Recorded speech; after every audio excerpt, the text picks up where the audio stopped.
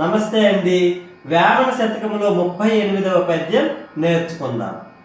కనియు గానలేడు కదలంపడా నోరు, వినియు వినగలేడు విస్మయమున, సంపద గలవాని సన్నిపాతం విధి, విశ్వదాభిరామ వినురవేమా.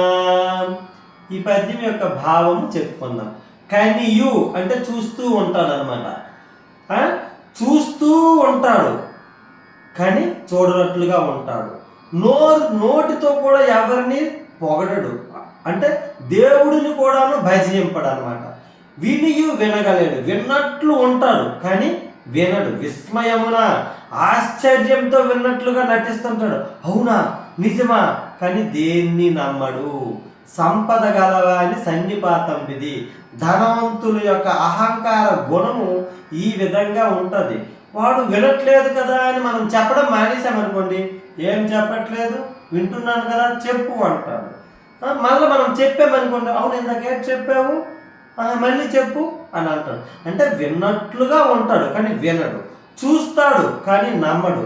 ఇది ధనవంతుల యొక్క స్వభావం అని వేమన చెప్పాడు.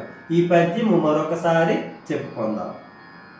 కనియు గానలేడు కదలంపడా నోరు, వినియు వినగలేడు విస్మయమున, సంపద గలవాని సన్నిపాతం విధి, విశ్వదాభిరామ వినురవేమా.